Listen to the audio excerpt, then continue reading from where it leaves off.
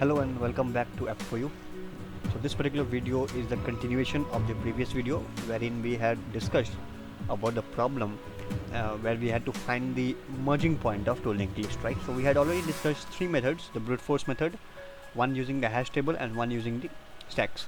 So here we will be discussing some another techniques of solving this particular problem, and the problem is finding the merging point of two linked lists. So this particular problem is can be solved with method 3. So what is method 3? Basically, as per this method, what we can do is basically, as we were discussing in previous problems, we had some values 1 2, suppose 3 and 4 here, and 7 8 9 3 4. So basically we have two linked list. Linked list 1 has elements 1 2 3 4.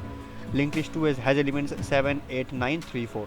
You can see that 3 and 4 are common to both linked list, and hence they are merged into one, right?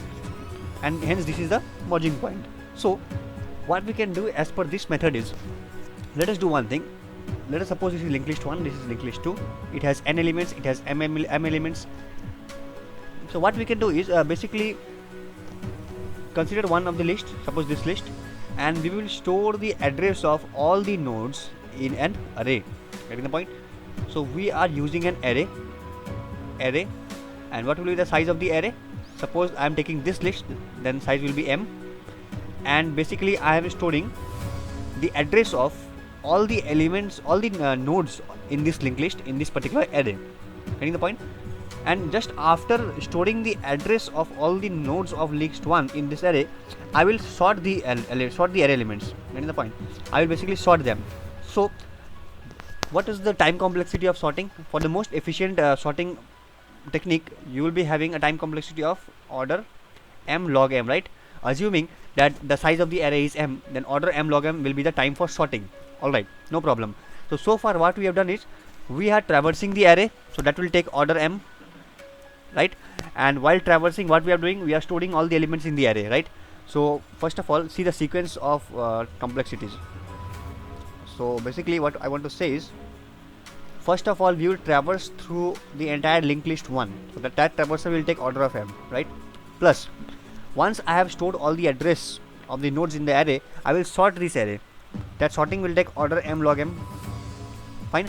Now I have a sorted array, and now I will consider the second linked list, and for each element for each node address in the second linked list, what will I do? I will find whether that address is present in this array or not.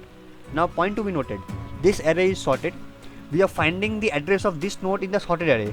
The most efficient approach will take log m, isn't it? Why log m? Binary search. We are applying binary search in the sorted array. For each node here, we will find its address, and we will see whether this address is present in this array or not. Because we know, if this address is present in this array, it will indicate that is the merging point, right? So we can see, and we are trying to suppose we are picking up this node, and we want to find the address of this node in this array, and this array is sorted. So basically it will take log m times for each node. So there are total how many nodes? There are total n nodes, so it will take n log m time in total, right? So plus n log m time in total, right? So what will be the overall time complexity? So basically the overall time complexity will be maximum of this and this, right? Whichever takes maximum, right? Whichever operation is taking maximum, the time complexity will depend upon that, right? Because we don't know which array they will be considered for drawing the array, right? And which will be the other array, other linked list. So like here I have taken linked list 1 for constructing the array, and I'm then sorting it, and then for every node in the linked list 2, I'm finding whether that address is present in this array or not. And what approach I will use? I will use binary search. Why? Because the array is sorted, and that will be more efficient. So for each element it will take log m times. For n elements of this linked list, it will take n log m times, right? So the time complexity will be maximum of this and this, right? So this was basically for sorting, and this was basically for binary search, right? For every element of the other linked list. I hope you got the point. Considering the space complexity, so space complexity will be basically, we are using an extra array, right? So either we will construct an array using this, or we will construct an array using this, right? So if we are constructing an array using linked list 1, that will be order m. If you are constructing an array using linked list 2, it will be order of n. So maximum of these two, whichever is maximum, that will be my space complexity, right, in the worst case. So I hope this method 3 was also clear. Let us quickly jump to method 4. A very interesting and the most efficient approach for solving this particular problem is method 4. What is method 4? Method 4 says that suppose you have linked list. I will draw the same example: 1, 2, 3 and 4 and 7, 9, 7, 8, 9, 3 and 4, right? So according to method 4, what we need to do is basically find the length of this linked list. Okay, you have a head pointer to this, okay, and you have a head pointer to this. So using that pointer you can basically find the entire length of the linked list 1, right? And similarly using head pointer 2 you can find the length of the entire linked list 2. First of all, find the length of the linked list. So that will basically take order m for this one and order n for this linked list. So far so good. The overall time complexity will be maximum for these two till now. Next thing is, since we have already found out the length of this linked list, suppose this length is L1 and this length is L2, we will find the difference of the lists and store it in the value d, and that will take a constant operation, isn't it? We are just doing a subtraction. Suppose L1 minus L2 or L2 minus L1, right? In order to check whichever is greater, right? We will find the difference. Once we find out the difference, what we will do? We will take d steps in the longer list. Getting the point? We will take d steps in the longer list. So whichever list is longer, in that particular list we will take d steps, and then once you take d steps, now from then onwards take one step from each list. Okay, means in both the list in parallel we will take one step, right? Both the pointers will move one step. I think this will become more clear when we discuss some example. So let us discuss this particular problem with an example. Now what is the approach? Approach says that you have 1, 2, 3, 4, right? And you have 7, 8, 9 and 3, 4 there. Fine. So I have the head pointer h1, I have the head pointer h2. So the length 1 will be 4. I have 4 nodes here. Length 2 will be 5, right?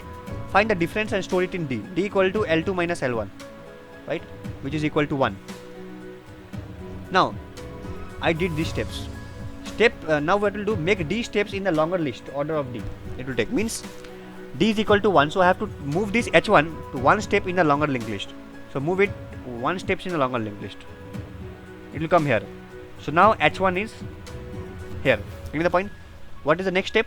Next step, take steps in both lists in parallel until links to next node match. So h1 next is equal to 3, h1 next equal to 3, and here what is the h2 next is equal to 8, right? Getting the point? So take one more step jump. Alright, I think we were just doing some slight mistake. Let me just rectify it. The mistake is we have to take d steps in longer linked list, and we are missing it, right? So sorry for that.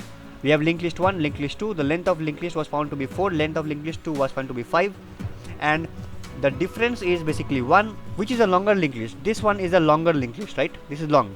So basically, as per we have completed these 3 steps. Now third step says that make d steps in the longer linked list. So this is a longer linked list. I will take d steps, means right now the head pointer is here. So in the long linked list, this head pointer will take d steps, and d is equal to 1. So this pointer will move here. This remains here only. Okay. So now head pointer h2 comes here, right? Now we will take one step of this also, one step of this pointer also, until their next value matches. So h1 next is this, h2 next is this, right? So are they matching? No, they haven't matched. h1 next is equal to this, h2 next is equal to this. Did they match? Yes, they matched. So now this is the merging point of the linked list. I hope you got the point. So this was the algorithm that you have to follow.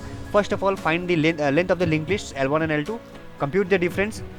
Now whichever linked list is maximum, in that particular linked list, make d steps of the head pointer.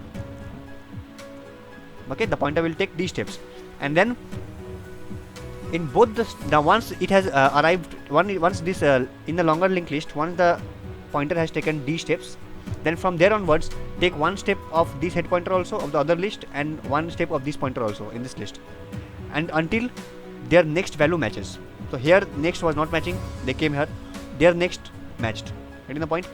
So this is how we can solve this particular problem. Now if you consider the time complexity, because basically what is happening, we are traversing this linked list also and this linked list also, right? So whichever is the maximum length, the overall time complexity will depend on that, isn't it? The total time complexity is order of max of m and n, right? Because we are traversing this linked list also, this linked list also, so it depends upon the overall time complexity will depend upon the maximum size linked list. So order of maximum of m of n. And the space complexity, yes, we haven't used any extra space, so it is taking constant space. Alright, so I hope you got the intuition. I will discuss this technique again in the next video along with the code. Alright, so there was a slight mistake that we did in the middle, right? We were considering this linked list, but no, you have to consider the longer linked list. Alright, so yeah, that's all for this particular video. I'll come up with a new video very soon, and I hope this video was intuitive. Please put your doubts in the comment section if any, and like, share and subscribe. Thank you.